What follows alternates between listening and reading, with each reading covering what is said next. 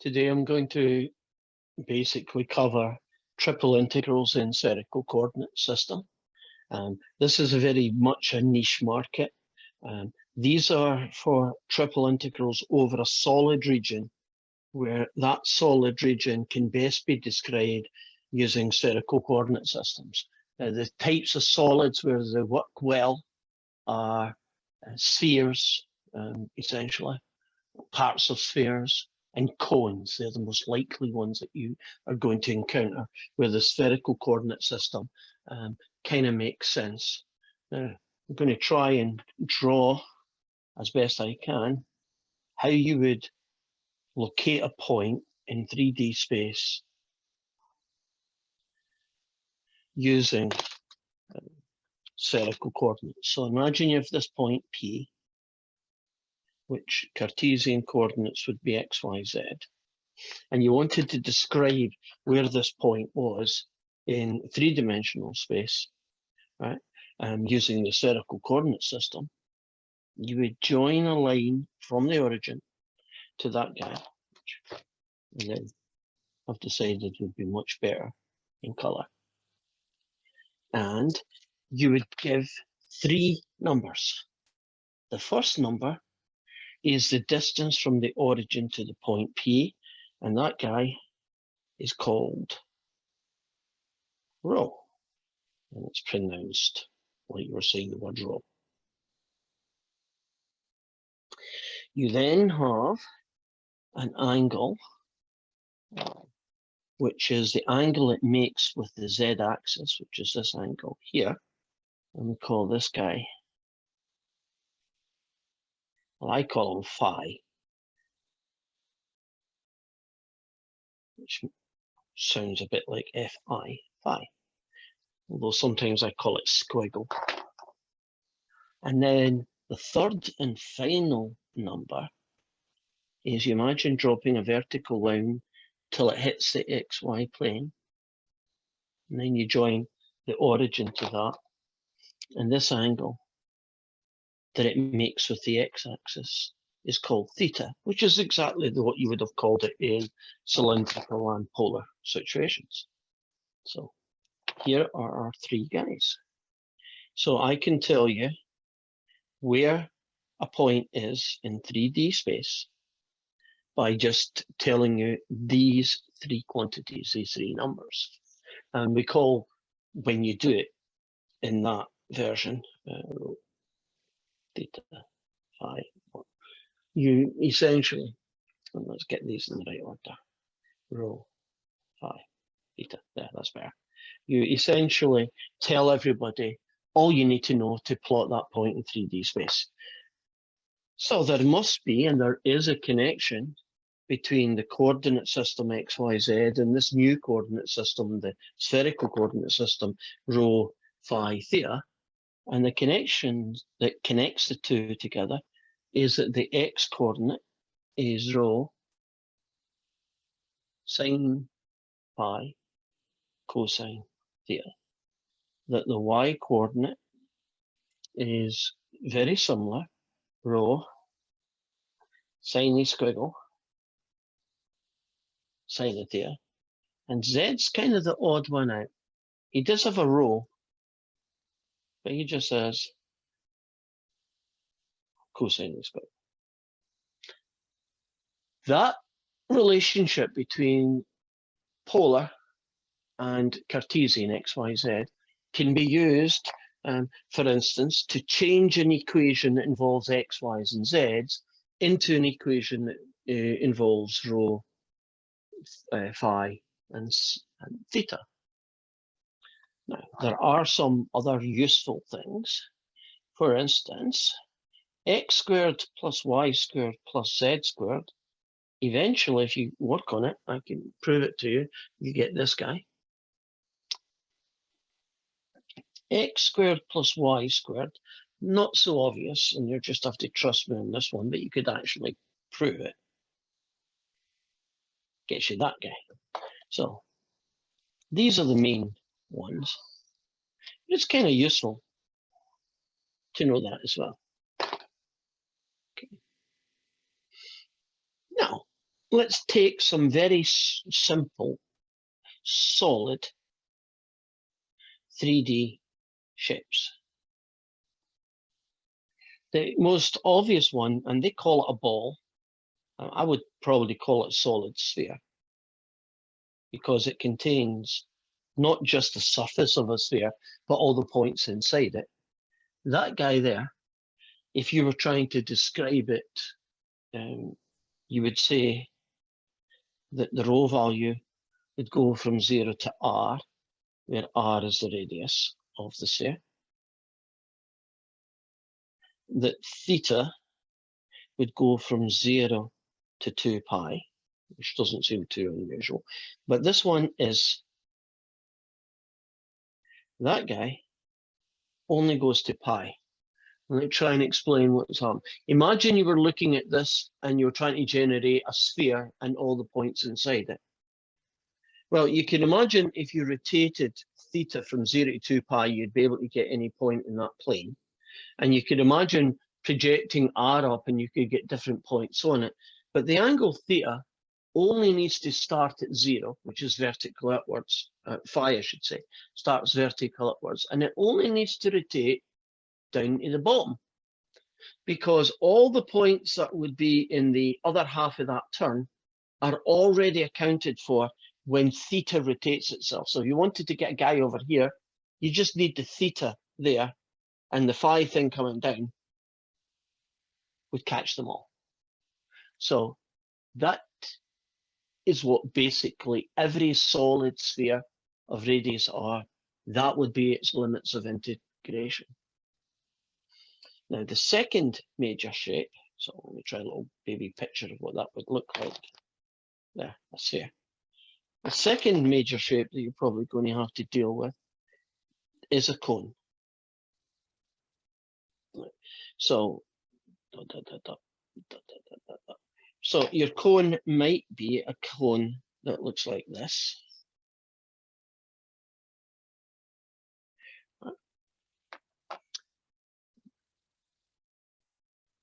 And this cone, if you were trying to describe how you would project it, I'm not talking about just a bit of the cone, I'm talking about this cone continuing, say, forever. If you wanted it to stop at a certain value, then you would have to restrict the r value. But in general, to get a cone, you would just do, the rho could be, if it's an infinite cone to that, you could adjust that according to how far along you wanted to go. The angle theta is everybody from 0 to 2 pi again, so that's the same. And now if you're talking about what would phi look like, well, phi depends on the cone that you're talking about, essentially. If you look at this cone here, straight up, and then you would bend, but you'd only bend to that angle there. And so whatever that angle is, let's say it was angle C radians, that guy would there. So for instance, it could be 0 to pi upon 4, which would give you a 45-degree cone. If you wanted a fatter cone, like 60 degrees, you'd go 0 to pi upon 3. If you wanted a skinnier cone, right, one that started here and then just went that much, and that might be 0 to pi upon 6. But basically, you're starting at 0 and then you're just rotating to some angle measured from the vertical to generate your different cones. So that's kind of the intro to what spherical coordinates are, and the two major shapes: a solid sphere, which would basically use these, or a cone, which would use this. And if you wanted, as I say, if you wanted to stop the cone at, say, a distance 5, you'd do 0 to 5, and that would essentially cover your cone. So what we're going to do now is look at our first group of questions. Bear with me for a minute. I'm going to try and find out where I put them all. Here we go. And so our first group of questions, questions 1 and 2, are concerned with writing the equation that was in XYZ, right? So we're going to convert an equation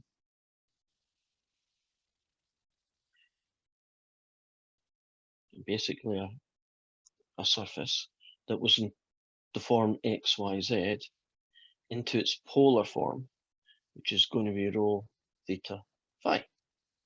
So, for instance, if I told you x squared plus y squared plus z squared equals 9, we could use this fact and just say, well, that just means rho squared equals 9. And since rho is a physical distance, we could take the square root, and that would basically be the surface of a sphere, right? So all the points whose r is equal to that. Okay. Now, how about something like x squared, take away y squared, take away z squared equals 1. That's a little bit more interesting for all sorts of reasons. So you replace the x, that's this guy, with rho sine of phi cosine of theta, and then you square it. And you take away this guy, which is rho sine of phi sine theta squared, and then you take away rho cosine of phi squared equals 1. And our goal is to rewrite this using rho, theta, and phi, but in its simplest version, right? So I wouldn't just say, oh, okay, I've done it. Like, it's already converted, right? There's nothing to see here. And so let's make sure we're on the right picture, right? So there's nothing to see here. Well, I can do better. This guy is rho squared, sine squared phi, cosine squared theta, check. Take away that guy, that guy, that guy. Take away that guy times that guy equals 1. So far, so good. Well, let's see what I can do grouping some terms together. I should be able to do something here. Well, how about pulling out a rho squared from everyone? In fact, maybe just focus on these two guys. I think that would be helpful. So I'm going to take out only a common factor from the first and second term. Now that leaves me with cos squared theta, take away sine squared theta. And then I'll just leave this guy right now alone. I don't want to do anything to him. Okay. Now, that gets as good as it's going to get. Cos squared take away sine squared is actually a trig identity. It's a cosine of 2 theta.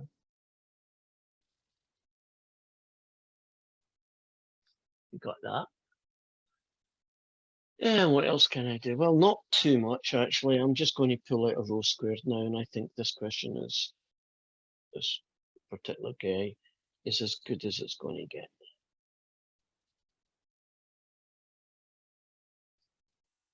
Maybe not the huge improvement, but, you know, it is what it is. Try another situation now. And this is a version of question 2a. We have here 3x squared plus 3y squared, and we have a z equals. So let's take everybody one at a time. The z, which is this guy, is rho cosine of phi. 3x squared basically gets me 3 of this guy squared.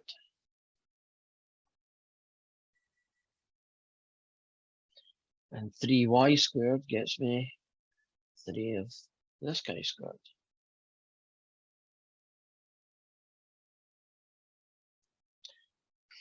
I'm going to pull out a 3 rho squared, sine squared from both sides. And I have a cos squared theta plus a sine squared theta, which we know is 1.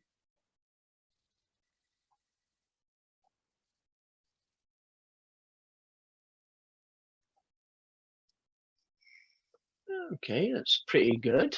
I wonder if we can do anything else to maybe figure out what it could be a little bit more detail. Well, if I divide everybody by row, and I'm assuming that row isn't 0, or else you'd just end up with a single point on the origin, which isn't much of a surface. I can get that. I should be able to do better. How about dividing both sides by that guy? Oh, while I'm at it, why don't I divide everybody by 3 as well?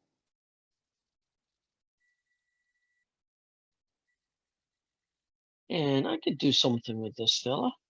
I can call him a third. A cosine over a sine is called a cotangent, and a sine on the bottom is called a cosecant. Yeah, that's a pretty nice looking answer. And I'm sure there's other versions, but that's the one I've got. That looks good. Okay, so what we're going to do now is, well, how do you turn a triple integral in xyz into a triple integral using spherical coordinates? Well, you have your triple integral over some region E of your function x, y, and z. Let's call it dv. And it will get turned into a triple integral. But this time the limits of integration will be in spherical coordinates. The function x, y, and z will get replaced by rho, phi, and theta. So we'll just call them rho, say theta phi. And the dv, right, the dx, dy by dz, well, that's a little bit more complicated. You get this term followed by this term, and then you can do the d rho, d theta, and d phi. So the conversion from Cartesian to spherical involves changing the limits of integration of your solid into limits of integration using the 3 variables rho, theta, and phi, and converting the dx, dy, dz into the new 3 variables. And remember, in this case, you always add on these 2 terms. They're going to be present because this will batch from here to here is essentially the conversion of dv into polar, into, I should say, spherical format. So you start to start the question, what we're going to do is look at, I think it's question 3, or something at least somewhere. You get an integral where you're already given essentially everything that you need. So you've got phi going from 0 to, say, pi upon 4. You've got theta going from 0 to pi upon 2. And you've got rho going from 0 to 1. And let's say that your function is rho squared sine phi, and then d rho, the middle one, d theta, and the end one, d phi. Well, this particular integral, since this term is already here, is essentially the value of the function here was 1. So based on what I can see, if I could recreate what this solid would look like, we're essentially finding its volume. But for the sake of this question, we're really just being asked to integrate a triple integral where all the limits of integration are known. And so I'm noticing that that can be separated and they're all numbers. So that means I can do 0 to 1 of rho squared. Theta, well, that's the easy one.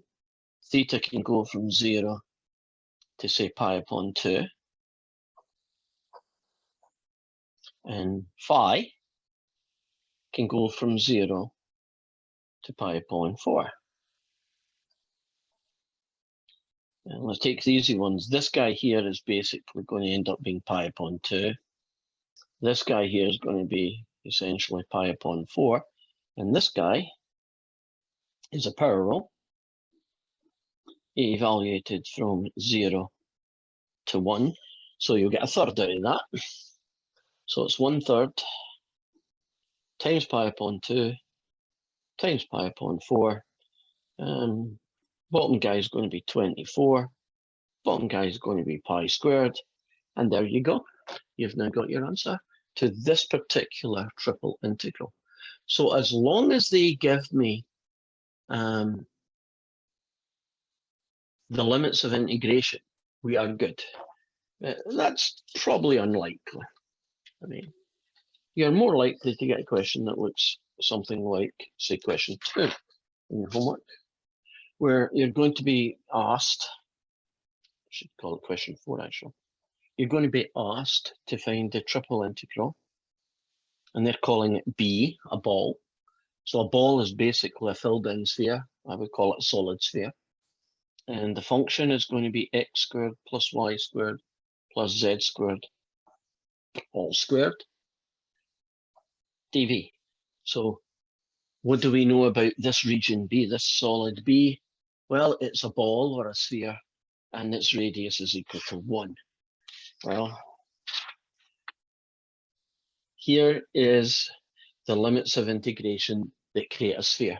So in this case, it's going to be rho goes from 0 to 1. All theta, because it's the entire sphere, so it's 2 pi, and all of phi, which is 0 to pi. This expression is going to be converted into polar, but this one is actually one of the nice ones. It's rho squared. So my integral is going to look something like this. Phi equals 0 to pi. Theta equals 0 to 2 pi. Rho equals 0 to rho equals 1. X squared plus y squared plus z squared can be replaced by rho squared. So this guy squared gets replaced by that. And then we have to remember this piece. Another rho squared, a sine of phi, and then I can do d rho, d theta, d phi. So the first thing you need to do is find the limits of integration of your region, in this case, the ball B, that generates these. Convert this formula here in the x, y, z's into polar, which will probably involve more generally using these three guys, but occasionally you'll get lucky and get one that converts very nicely, as we did here. Now, what I would do next is really just get it set up by tidying up the expression that we have here. Rho squared squared times another guy gets me rho to the 6. I get a sine phi, and then our three guys. Everybody is numbers, limits of integration. The value here is definitely separable. So I'm going to do the sine of phi from 0 to pi times, well, theta. Well, since theta isn't mentioned here, I'll just put a 1 in there. And then that guy. So that's going to be rho equals 0 to rho equals 1 of that guy. Okay. This fella will become the cosine of phi from 0 to pi. This guy is going to become 2 pi. And sine, by the way, gets you negative cosine. And this guy is going to get me 1/7 rho to the 7 using the power rule from 0 to 1. Negative the cosine of pi, take away negative the cosine of 0. That's the first one. That guy is 2 pi, and that guy is a 7. Right, the cosine of pi is -1, so two negatives make a positive, so that's 1. Take away -1 means add 1, so that's 2. So we get a 2, we get a 2 pi, and we get a 1/7. So everybody gets you that, and there's your solution to that original triple integral.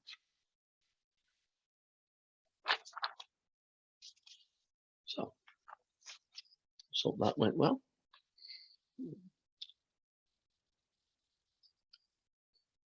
And the next one is a version of 5. And we have a triple integral over some region E. And the function is x squared plus y squared dv. And what we know about this region E is that it's basically the region between two spheres. So if you imagine you've got an x squared plus y squared plus z squared equals 16. That would be the outer radius of 6. And then inside, you'd get another sphere that looks like that. It's basically a hollow sphere. So let's get the limits. You want the piece, right, between 4 and 1, right? Radius of 4, radius 1. Since it's the entire sphere, these two guys are going to be their full value. So far, so good. Now, x squared plus y squared is also one of those nice freebies. So the integral we're going to go is from 0 to pi, from theta to 2 pi, and from rho equals 1 to rho equals 4. That guy there is rho squared sine squared phi. And the dv becomes this guy. So that's rho squared sine of phi. And I guess I don't have the room, so I'll just keep writing. You get that guy. If you tidy it up, you're going to get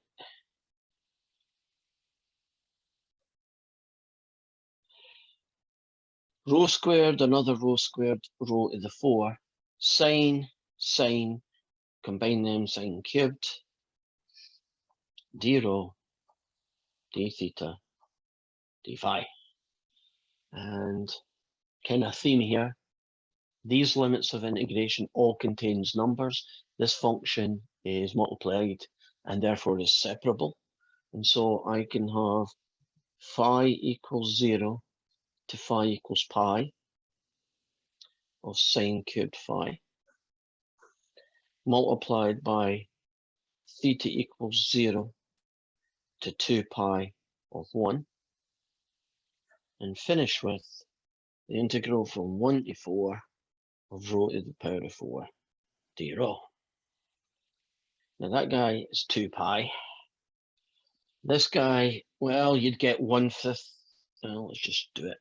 You get 1/5 rho to the 5 evaluated from 1 to 4. And this guy,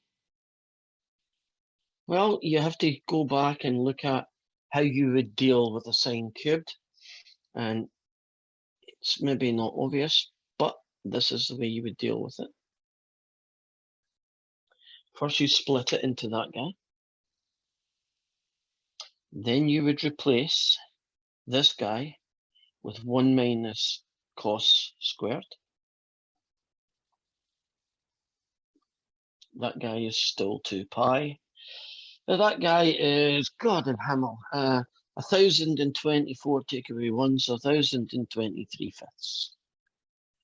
Now this one here, I'm not going to continue it, but hopefully you would recognize that it would be a U sub, and that would be the U sub that you would need, and you get some ridiculous answer, 2728/5 pi. So that's what you would get if you went all the way to the end. That's essentially it. If you notice that there's a kind of theme here so far anyway, that the region, the 3D region that we're integrating this triple integral over, tends to be a sphere, or at least something to do with a sphere. The only other option is that there might be, and I know there will be eventually, a cone. Question 6 is very like question 5, so I'm just going to move on. And question 7, we'll just set this one up, but not do any more. We have a triple integral over some region E. The function is y squared dv, which is fine. And E is a solid hemisphere. And basically that means half of a sphere. And it's x squared plus y squared plus z squared less than or equal to 4. So that's basically half a sphere whose radius is 4. And we can tell which half because they tell me that. Now, if I do my z going this way, my x going this way, and my y going that way, and let's do a little guide going this way and that guide going that way. If you're talking about y being greater than 0, you're not talking about the entire sphere. You're only talking about the side of the sphere that's to this side of the z-axis. So I'll try my best and draw what that thing might look like.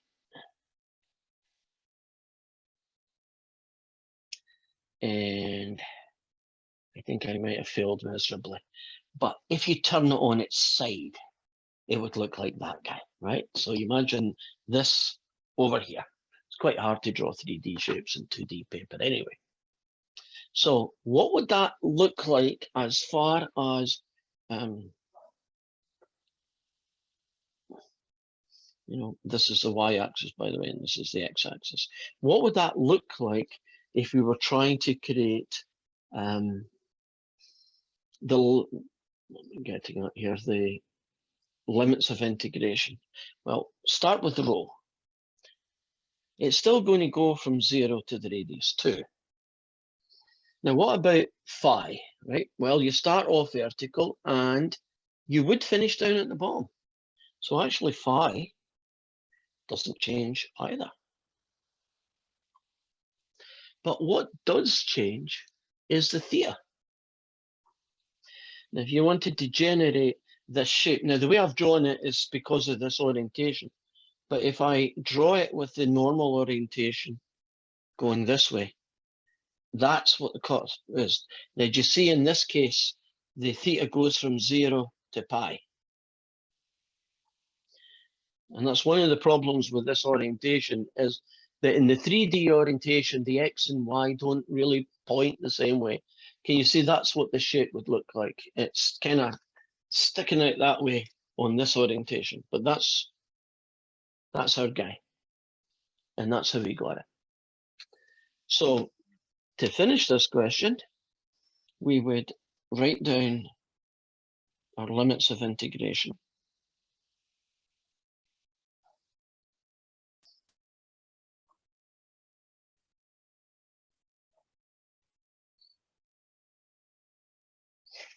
And then, well, we can do the dv bit. So let's stick that guy over here. Rho squared sine of phi d rho d theta d phi. Now, the guy that we've got to deal with in this question is y squared. And so to do the y squared guy, we need to take this, yikes, this term here and square it. So we're going to get rho squared sine squared phi sine squared theta, right, times all of that. So I guess I should take this just a little bit further. We get this guy, we get this guy, we get this guy. Those two guys combine to give me rho to the 4. That guy and that guy combine to give me sine cubed. That guy, sine squared. d rho, d theta, d phi. And everybody gets split into different pieces because all these guys are numbers and these are multiplied, so we can variable separate them. So I have a sine cubed, which luckily enough we already did in the previous question.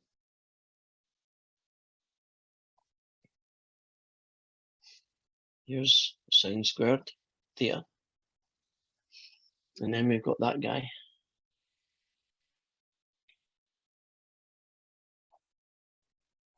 So what you've essentially got is three different single integrals that you could do using your calc 2.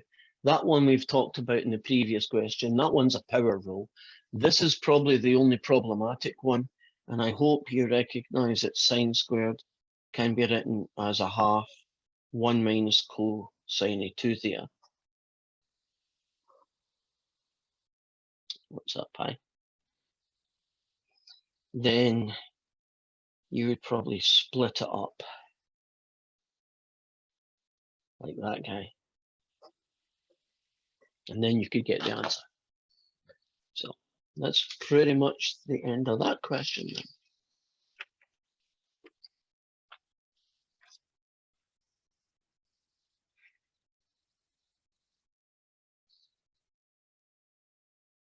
Question 8 is very similar in a lot of respects. The only difference is that the solid is in the first octant.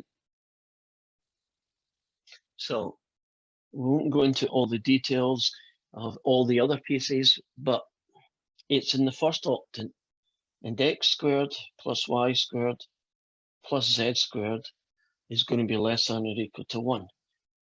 Now, if I just draw what the first octant looks like in terms of x and y, you get that guy. Rho is the easy one. The radius of this sphere is still 1, so rho is 0 to 1. This guy here basically tells me how theta is going to behave, right? It's the xy plane. Theta basically, the information about theta lies on the circle or part of the circle that you get in the xy plane. So in this case, it's only going to go from 0 to pi upon 2. The most difficult one of the lot is the first octant one, because basically that is the place where everybody is positive. And if you've only got the positive guy, phi starts at 0 and then it finishes on the xy plane. And because of that, it's not 0 all the way down to the bottom, which is pi, but only 0 to the flat part of the xy plane. So that's why this guy goes pi over 2. So there is your limits of integration, and hopefully you can fill in the rest.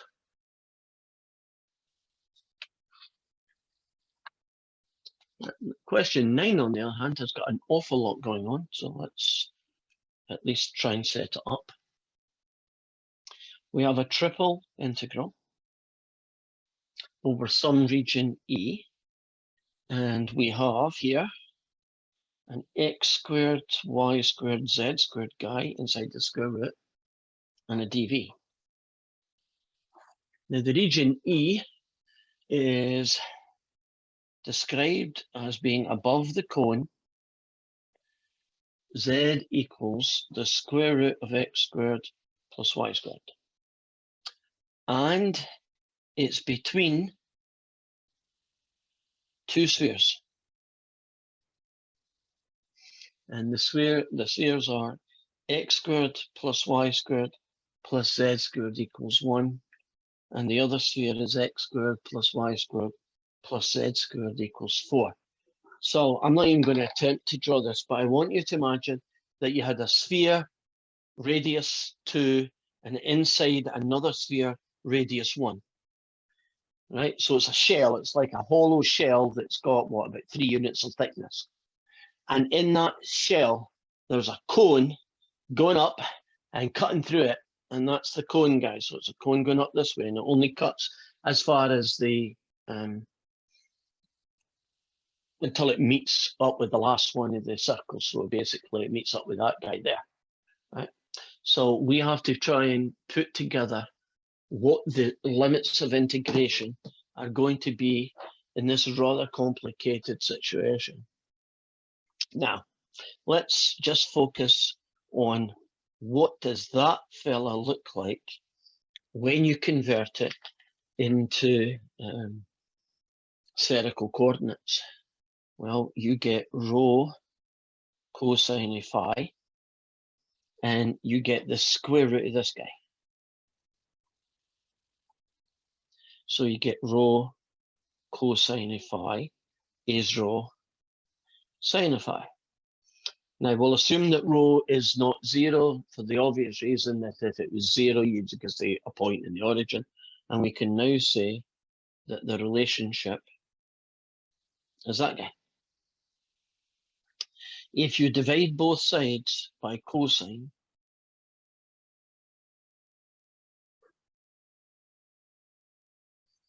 you get that relationship. So far, so good. Now that guy is actually just that. So we actually know that since the cone starts at 0 and finishes at pi upon 4, we now know what angle phi goes between. Now we can use these two guys to figure out what the other two fellas are. For instance, theta is going to go from 0 to 2 pi, and rho is going to go from the big circle to the little circle. So that is actually the region I. Yeah. So it's going to be the integral from phi equals 0 to pi upon 4, from theta equals 0 to 2 pi, and from rho equals 1 to rho equals 2. Hopefully you recognize x squared plus y squared plus z squared as rho squared, and the square root of rho squared gets me a rho. And don't forget, where did I put the game? Yeah, don't forget this bit. So you always have a rho squared sine phi, and you can go d rho d theta d phi. And so we've got this guy, we've got this guy, got this guy, we've got a rho cubed sine phi, d rho, d theta, and a d phi. And that's as far as I want to go with this. I hope you recognize that these are all numbers and that this is variable separable, and you go and do the 3 different integrals. And if you put them together, the answer is quite ugly. It's something like 15 over 2, 1 minus root 2 upon 2.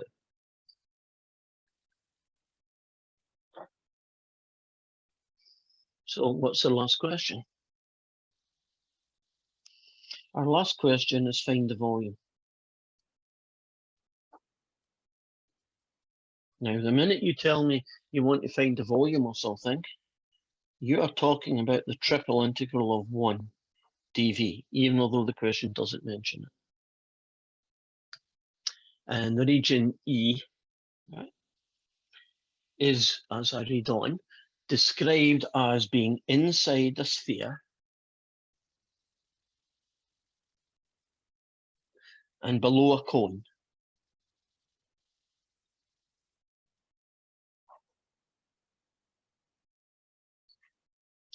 Are we good with that guy? Now, this one is a little bit trickier and it's not so obvious. One of the issues is it says below the cone.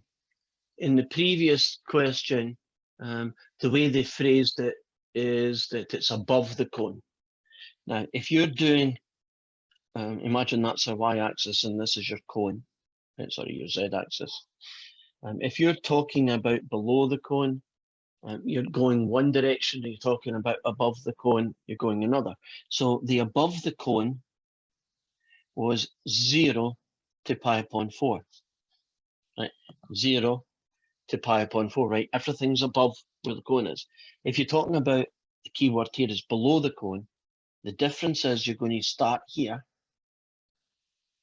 And we're talking about all the points, not in the cone, but essentially outside the cone. And that's why this one isn't 0 to pi upon 4, but pi upon 4 to pi upon 2, right? Is the other half of the range of phi. Now this guy, he is a classic circle, nothing special about it, radius of 3.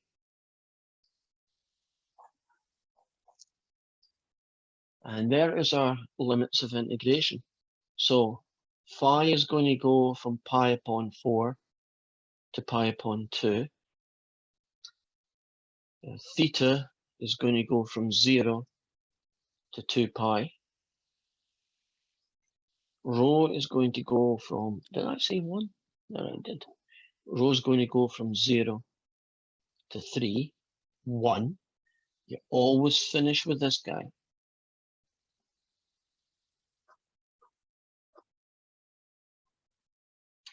Everybody is a number. This is separable. So we're going to do sine of phi from pi upon 4 to pi upon 2 d phi times no theta, so 0 to 2 pi of 1 d theta. And this guy, 0 to 3 of rho squared d rho. Okay, find this guy, find this guy, find this guy. And according to the answer I have, if you do it correctly, you end up with that cell. And that is us finished, a little niche market. How do you find triple integrals of regions E, where the region E is a solid that has mostly going to be spheres, or one sphere inside another, but occasionally spheres and cones interacting, as we did in the last two. And they seem to, well, the way I look at it, it seems to boil into two processes. First, you need to find how to describe the region in terms of polar. And then secondly, it's really just a matter then of converting whatever the function is. In this case, it was 1, but in previous questions, it was x squared plus y squared or something. Take this guy, convert it into polar, always have this guy, and then the 3 variables. And then from that point, it seems to the third phase seems to be that what you get is pretty much guaranteed to be variable separable. And so you break it into 3 bits and you are good to go. And hopefully this has been of use to you. And remember, I've given you an extra day, so these guys will not be due until Monday. So hopefully that and the test will be out the way before then when I see you Monday for our next topic. Bye-bye for now.